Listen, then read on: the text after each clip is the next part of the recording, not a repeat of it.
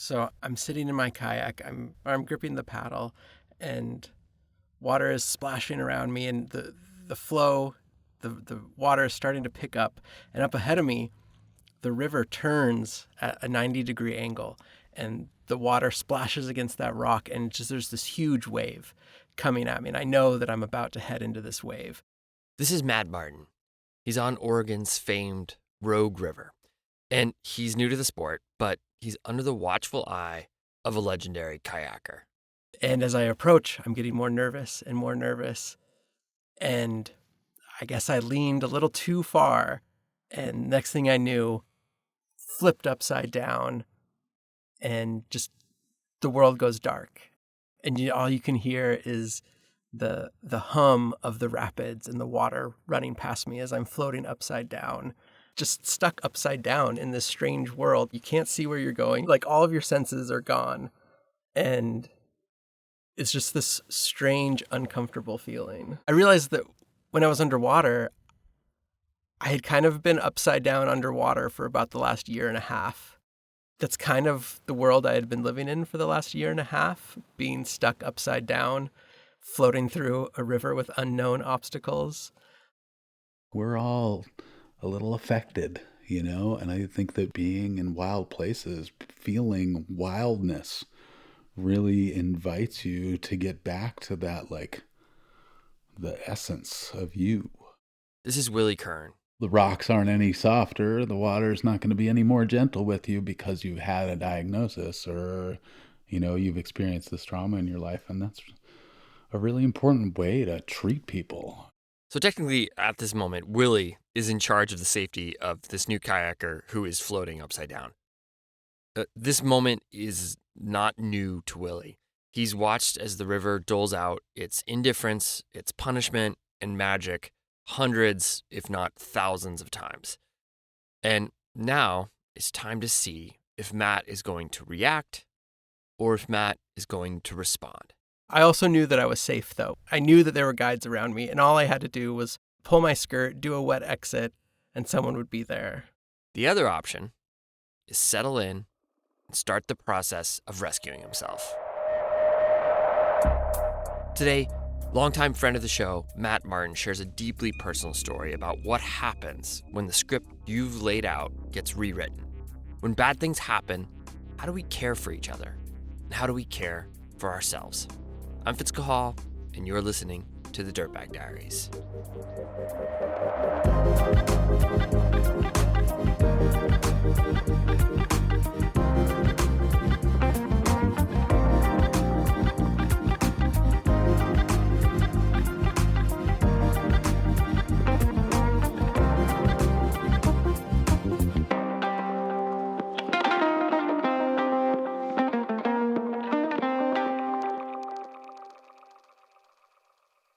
Is this how your job normally works? Yeah. You should have known that when you married a audio producer, I was eventually going to shove a microphone in your face. I didn't think this would ever happen. So I guess, should I say my name and who I am? My name's Matt Martin, and my wife is Hannah. I met my wife, Hannah, like a lot of modern relationships, on a dating app.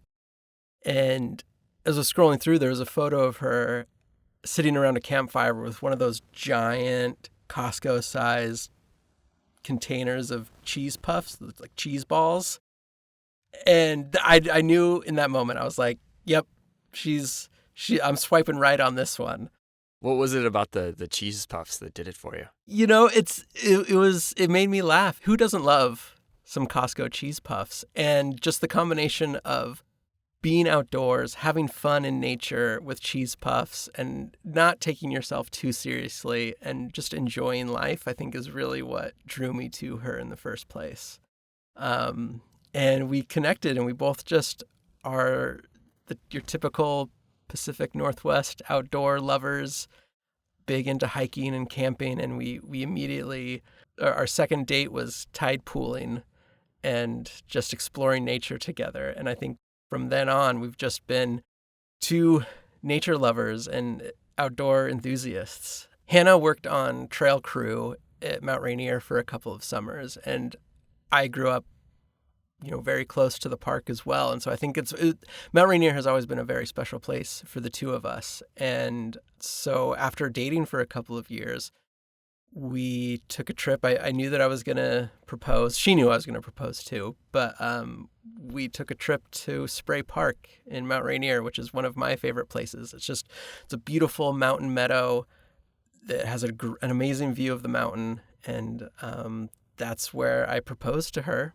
And she said yes. And then we started making plans for our life together, started making plans for a wedding. Our engagement was in September, and we started making plans to get married that following October. What do you remember thinking or like feeling when you got your diagnosis? Yeah. I mean, I think the overwhelming thing about it, or the emotion I felt the most, is just that it didn't seem like it could be real. And because I think, in all my appointments leading up to the diagnosis, it was like every doctor was like, oh, I think that's just a cyst, but let's just do the next step just in case, And I guess sort of naively throughout that whole process, I really honestly wasn't that worried. I was like, yeah, it's just a cyst, So in March of 2023, we took a trip to Washington, D.C. to visit some college friends. And a couple of months before that, Hannah had discovered a lump, and we were getting tests for it. And honestly, I wasn't concerned about the lump at all. Every doctor we had talked to said, I'm not worried about it, but let's just do one more test to make sure. I was just going about having a good time visiting museums and restaurants in D.C. And one day we were at the African American Museum in Washington, D.C. And we had just had like a lovely afternoon with you and our friends. And, they have you like put your cell phone and put all your stuff in the locker. And so it's like we were done with the museum. And I just remember like going to my phone, it saying that I had a doctor's, a My Chart message, and checking it there in the lobby of the museum. And it was just a surreal way to get that news. But she didn't say anything to me, and we just kind of went about our day with my friend, rode our bikes around the Jefferson Memorial and saw the cherry blossoms. And then after a couple hours or so, Hannah said, I need to call my doctor.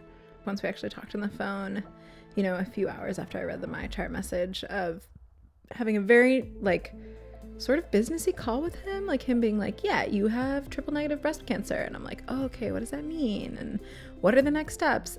So I was just listening to Hannah's side of the conversation, but I could see the worry and the body language of Hannah change. And then I remember just at the end of the phone call starting to cry and just asking, like, is there any way that this test could be wrong? Or is there any way that the test is incorrect? Like, are you certain? Is there any way that this isn't what we think it could be? Like, could there have been a mixed-up?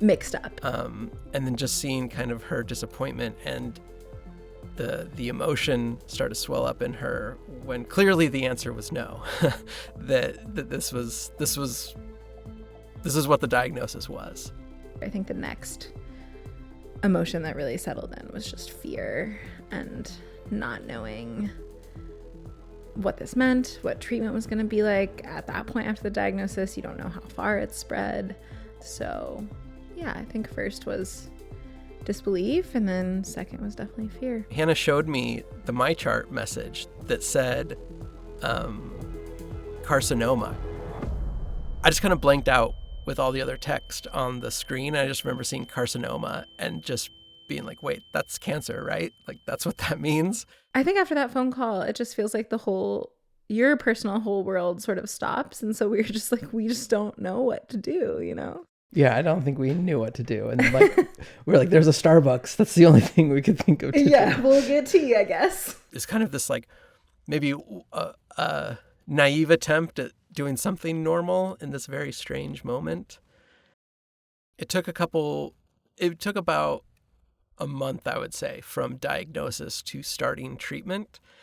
And I'd say it didn't really hit me until probably the second chemo treatment that Hannah received.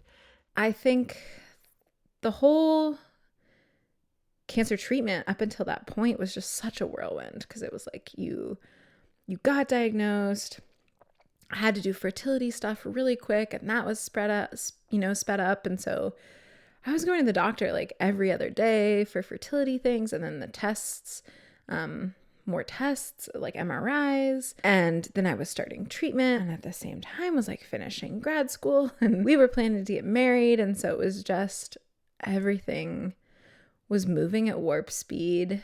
And I think that moment in the shower was just a moment of like, dang, this is real. That was the first time that my hair had really started to fall out. And I had pretty long hair, like probably mid-chest. And it is wild how fast it comes out. The moment that stands out in my head, crystal clear, was I was sitting in our living room and I got a phone call. My phone started buzzing. And I looked down and it was my wife. It said Hannah Tennant on the screen. And I was like, that's weird. She's in the bathroom. Like, why is she calling me? And so I answered, and she just said, I need you. And so I ran into the bathroom, and it's like a scene I'll never forget. Just seeing my wife with like clumps of hair in her hands. And she was crying. I was crying. And it's like, yeah, sure, you could say hair is like a superficial thing, but it's just this moment where you're like, it really, I think, hit both of us. Like, this is real. Like, this is happening. And it was in so many ways that cancer didn't really feel real, right? Like I knew I felt the lump, but other than that, I felt like a very healthy 31-year-old.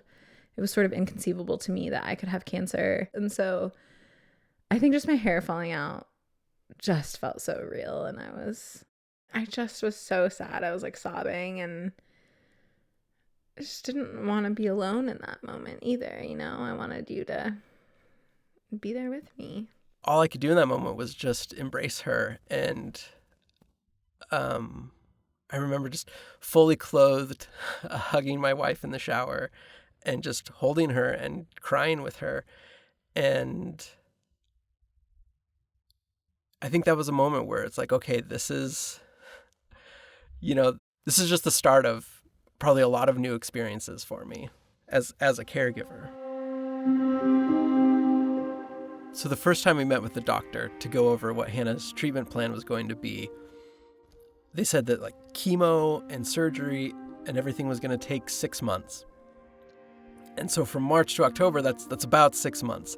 And so I asked the doctor, I was like, is there any world in which we could hold our wedding for October? We had already put a deposit down for this gorgeous outdoor venue in Leavenworth, like out in the woods. It was a beautiful like cathedral of trees and this beautiful lodge.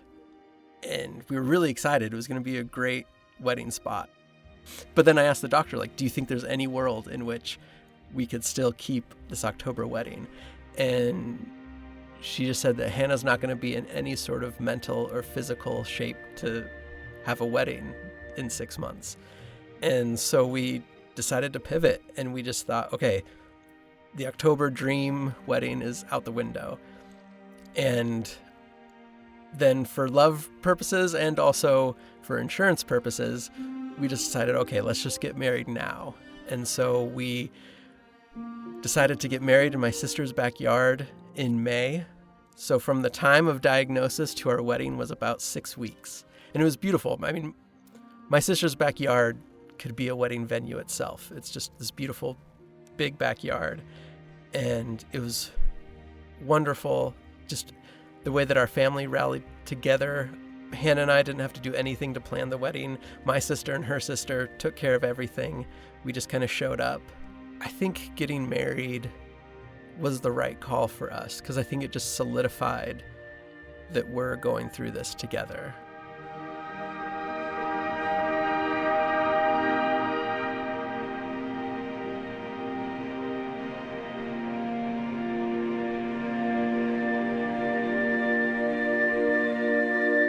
just remember like that first like month or so, just a mix of emotions. And I remember one of them, I was just so angry because I was like, I finally found my person. Like I finally found the woman I love, and then this shit happens and like it could all be over before it even really started.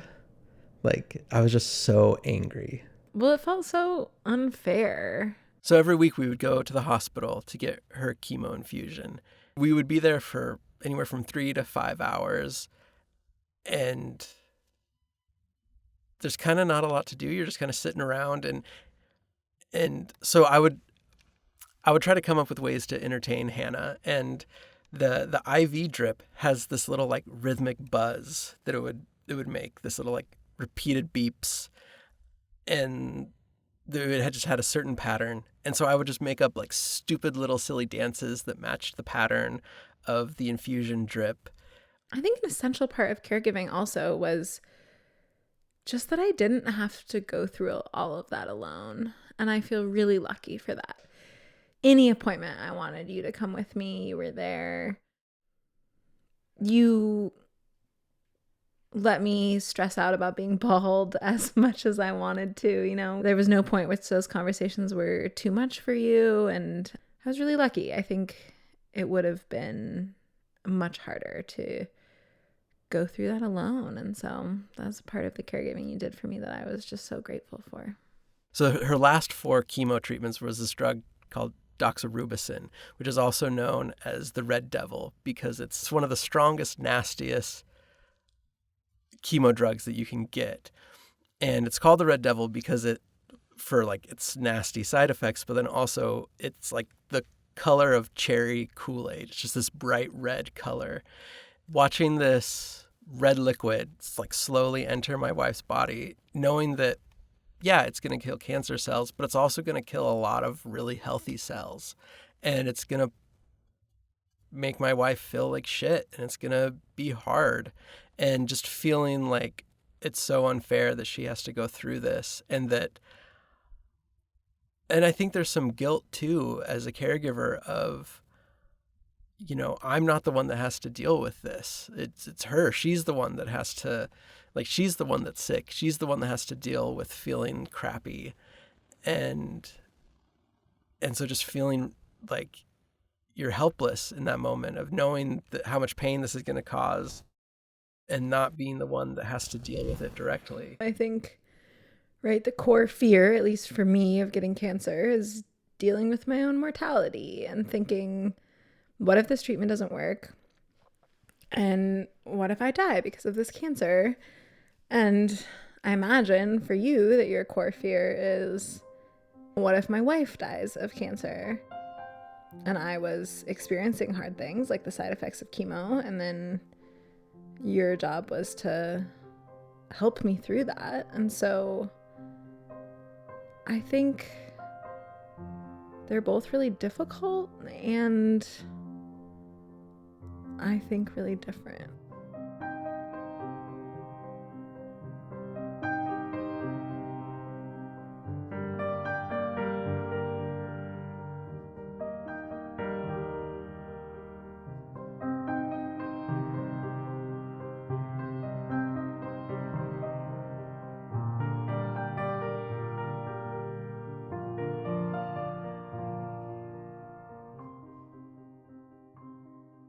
How did you hear about First Descent? So in the course of all of these going to treatments and infusions and doctor's appointments, we tried a online support group. We quickly realized that this online support group wasn't really for us.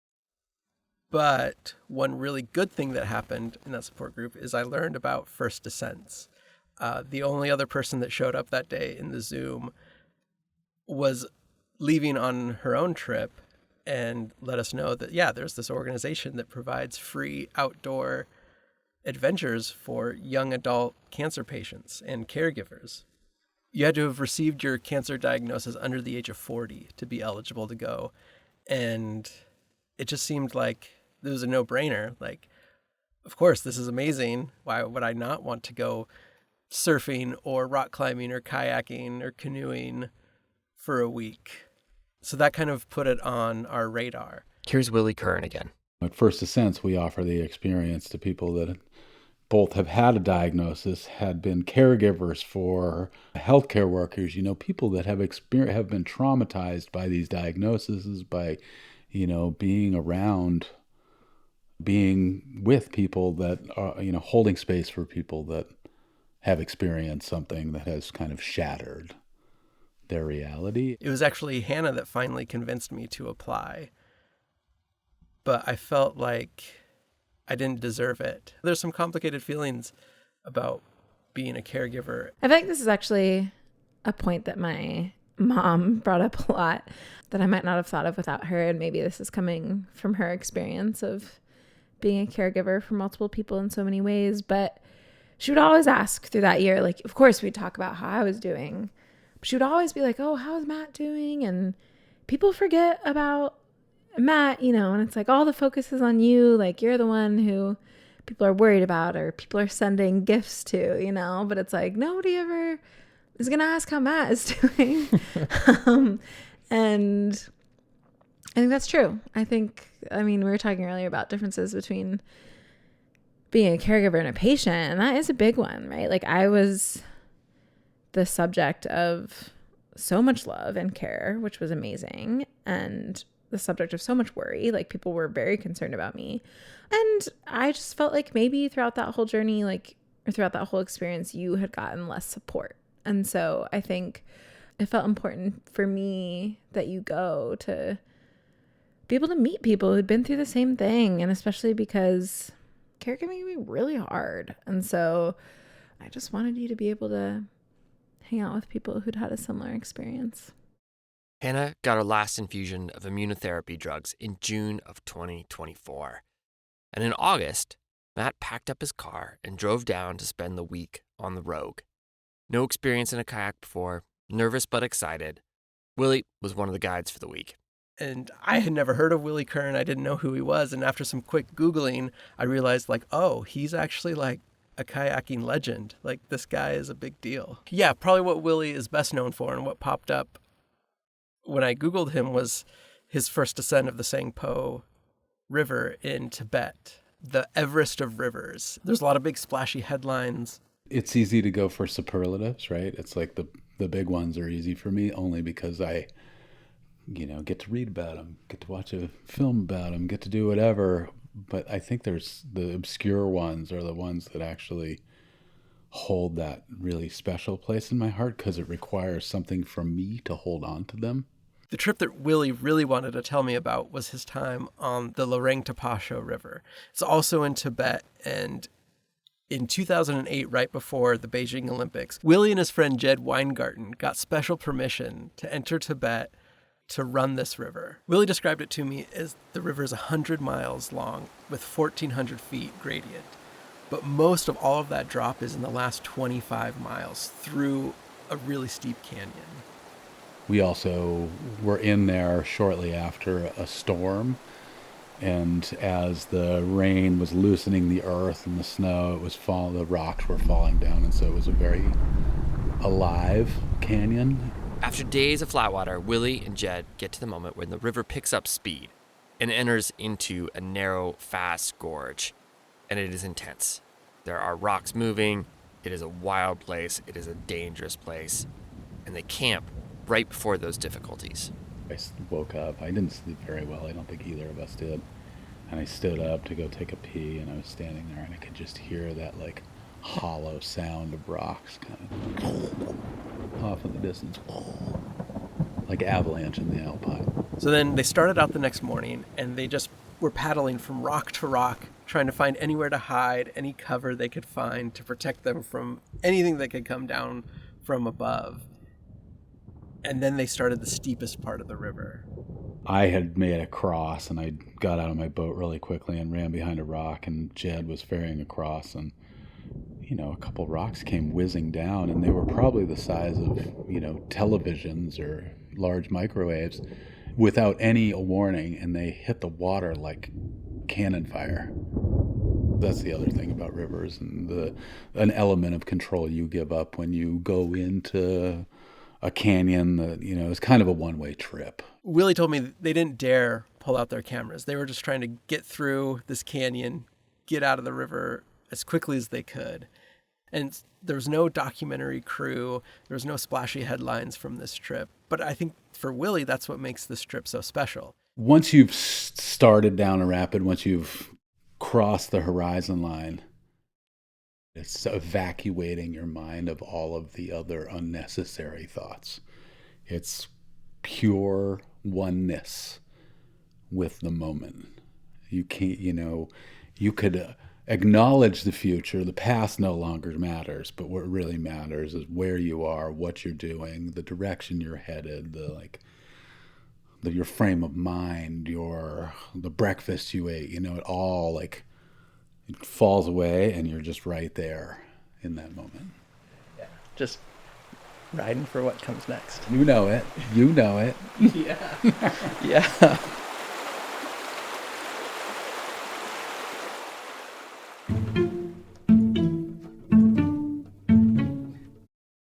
And support comes from Kuat racks. When the temperature drops and the sky starts dropping those fluffy flakes, it's time to throw the grip on the car. Because that first pow day, it happened yesterday. The slide-out tray makes loading and unloading easy, so it's easier to get your stuff on top of the car. It's kind of a pain in the ass to do in ski boots, but this makes it easy. And with 2 sizes holding up to 6 sets of skis or 4 snowboards, the grip makes heading to the mountain a party. Life's always better with friends, right? And like all of the products, the grip ski and snowboarding racks are covered by the No Worries limited warranty. So whether you're on the road or the mountain, we've got your rack and your back. Kuat, because you love your gear. Sunburned, windburned, freezer burned. My skin and face take a lot of abuse, even when I do my best to hide it under hats and sunscreen. Turns, like the bird, is a skincare company with 2 revolutionary products that help skin recover from exposure to the elements. Turns has every day a daily after sun lotion and Mayday for when you get a little too much sun. That's never happened to me, I swear. Turns is led by Eduardo, a chemical discovery scientist and also a lifelong surfer, diver, and fisherman. With Turns, Eduardo combined 2 of his life passions to create products made with natural ingredients derived from the ocean. In this case, it was kelp. Made in the US, Turns is vegan and cruelty-free. Turns has become part of my routine. Sunscreen in the morning, rage all day, Turns afterwards. And my face, it feels a lot better. After sun should not be an afterthought. Use the code DIRTBAG to get 25% off your first order at turns.com. We'll put a link in the show notes and you can try Turns for yourself. Yeah, so it was intimidating the first time that I had to get on the Rogue River. And just to be clear, we were on like the baby sections of the Rogue. They weren't taking us on the classic big water. But we were getting into class 2, pushing class 3 rapids, but nothing super crazy. One thing that I quickly realized about being in a kayak and being on a river was that they're really hard to control. And one thing that Willie told me is that a kayak is not designed to go straight. It doesn't want to go straight. It won't go straight. And you kind of just have to accept in a kayak that it's not going to go straight. Whitewater kayak is designed to turn. So then it's cool because then we get to introduce the concept of intention, right? I mean, your bearing, your heading, your intention, your actual direction of travel, Keep your eye out there a little bit. Look at your future water. Look at your water that's right around you, know what's happening, like be in the present, but also know where you want to go. We got into our kayaks and they flipped us. They just flipped us upside down just so we could get used to that feeling of being upside down. And then they taught us how to pull the skirt and perform a wet exit. And then that first day was just spent on flat water, paddling around, just getting comfortable. But then on day 2, we went down a class 2 rapid and they're just kind of like, they just set you loose and you go. And there's definitely this like nervous feeling of, am I ready for this? What's going to happen once I start this line? I think on our week, I had the most flips and the most wet exits of anyone else in the group, and I was getting frustrated. But one thing Willie told me is that when you give up control, you let more into your life. I think when you give up control, you realize how infinitely amazing and vast and multidimensional this world is. Right? Control is like that M&M, the candy shell. But the inside, when you give up control, you expose that other part of yourself, which also, if you do it enough times, maybe you can manifest that in the other parts of your life where it's harder to give up control. So Willie really knows what he's talking about because he had his own lesson in giving up control. In 2020, Willie got what he likes to refer to as on-the-job training. I'm 52 years old. I've paddled a lot of miles, a lot of strokes. And I was doing some stretching, and I found a marble-sized bump in my armpit. And I don't know too many good stories that start with, I found this bump. So one thing leads to another, and I got a diagnosis of stage 3B MUP, no unknown primary melanoma. And through my work with First Ascents, melanoma was the one that scared the hell out of me. And I had a great mentor that I worked with in Nepal for years, and mentored most of the people that I find very important in my life. And he died of metastatic stage 3B metastatic melanoma, and it moved very quickly through his body. Fortunately, I caught it in my lymph nodes. So Willie got into working with First Ascents because he wanted to share his love of kayaking with people that had experienced the worst thing in their life, people that were dealing with some heavy trauma. And now that very thing has happened to him, and it gave him new perspective when he guides trips. I remember during this time period, all these moments when I was like, oh my God, this is what they were talking about. This is that moment. Yeah, like stories you had heard from people on programs. Yeah, exactly. Like the hardest time period, and I've heard this a million times, not a million, but hundreds of times before I experienced myself. It's between when you get a diagnosis and when you actually get your scans back. The results, like that time is a very dark time, and I've tried to live in the light most of my life, like happiness, joy, humor, and interesting to go through that and then try to recover that. Yeah, I remember that time period. I remember after my wife got her diagnosis, not sleeping and Googling obscure medical journals, trying to learn everything I could about the disease and treatment. And it was not a healthy thing to not sleep and just read academic journals. But yeah, that's a scary time. Right? You feel, time feels kind of essential at that point. So staying awake doesn't actually feel like a waste of time. One of the most meaningful things for me during my week on the Rogue was our nightly campfires. Every night, the whole crew would get together and we would just kind of debrief the day. Anyone could speak and say, hey, you did a really good job on that run, or that time you flipped and then recovered, good job doing that. So it was a way just to kind of debrief, and then there would always be a big question to talk about and think about what we learned that day, or a new experience, and what you want to take with you back home from the river. It's just amazing how quickly strangers can become important, meaningful people in your life when you're vulnerable.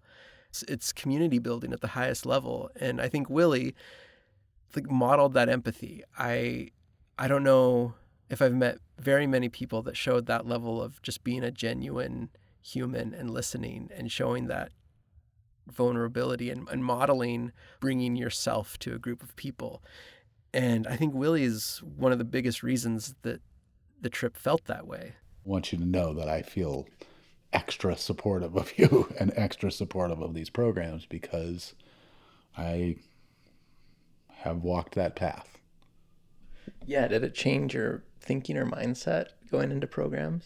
If there's one thing that having a cancer diagnosis made me or gave me, it's patience. Because I used to be a bit of a barking dog. And I think, is that me getting older, or is that me being on the other side? It's probably both. During one of those campfire nights, I spoke up and I said, I almost didn't come on this trip because I had a lot of imposter syndrome. I didn't feel like I deserved this or that this was for me and that there were other people more deserving.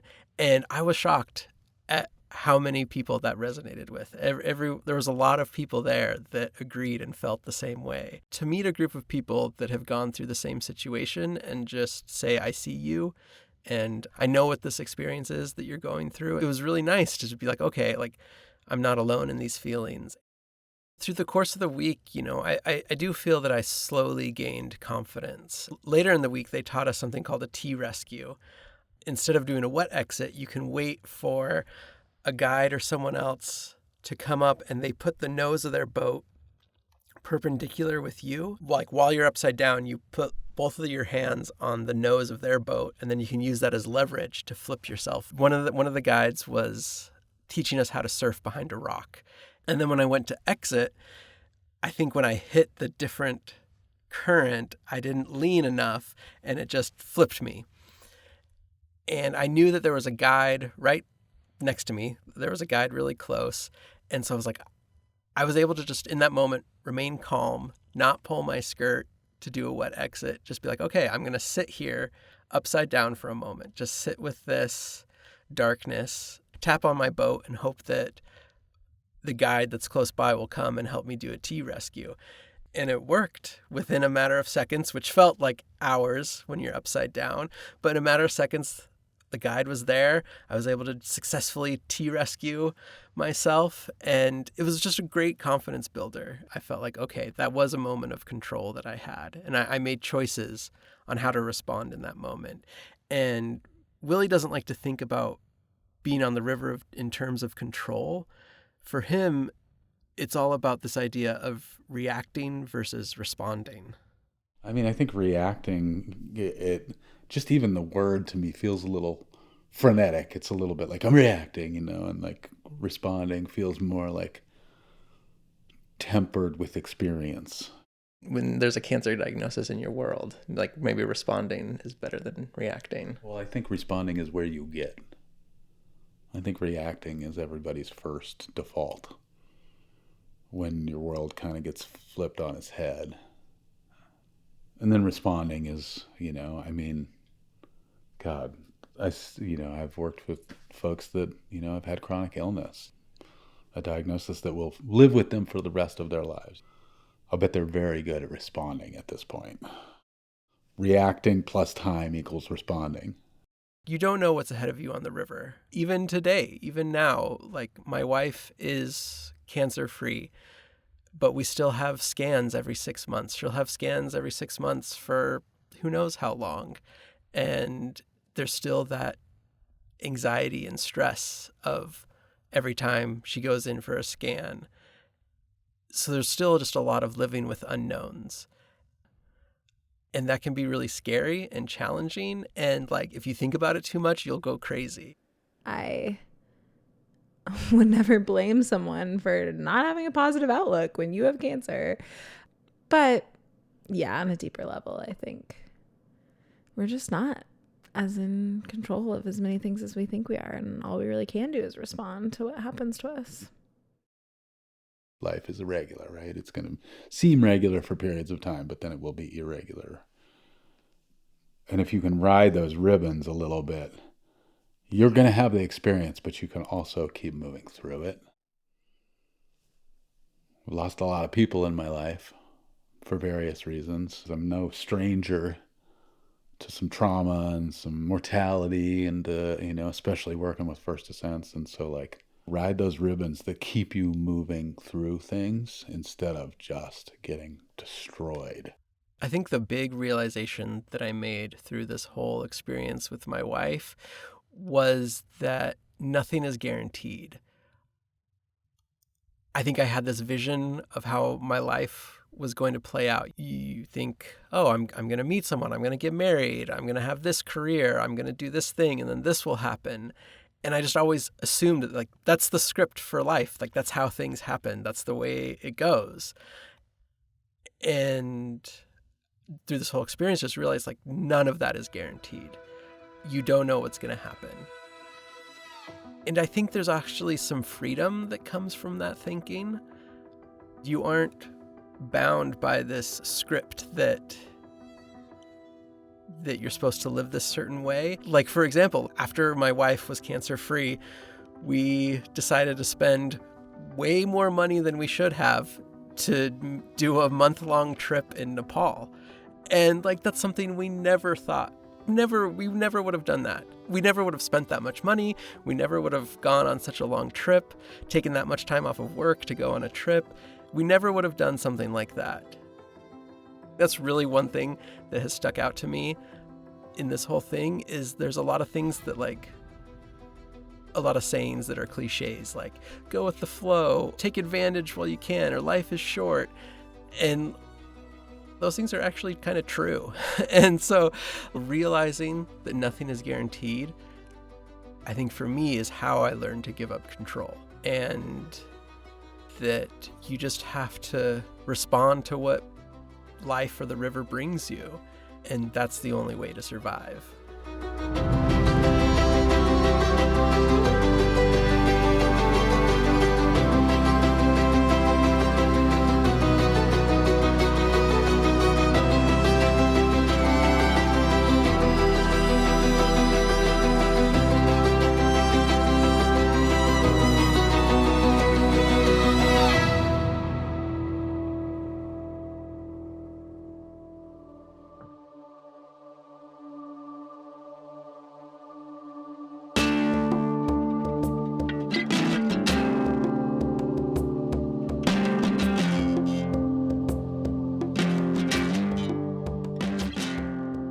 Many thanks to Matt for collaborating with us on this story. And thanks to Hannah and Willie for sharing a part of your journey.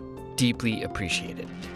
Our stories come from friends of friends, and from you, our community. If you have a compelling idea for a guest or a story lead, please give us a shout. You can email us at editor@ducktapethenbeer. Thanks to the folks who have recently become Diaries Plus members. You are powering the show. You're making it possible. And thanks to all of you who also have continued your support now in your 2 years. If you'd like to join, here's a link in the show notes. Seriously, it's what's keeping this train running. Thank you to everyone who's done it. Music today from Sigurd Junk Jensen, Jono Hill, Keen Collective, Marcus Huber, and Brendan O'Connell. The tracks are courtesy of the Artist or Track Club.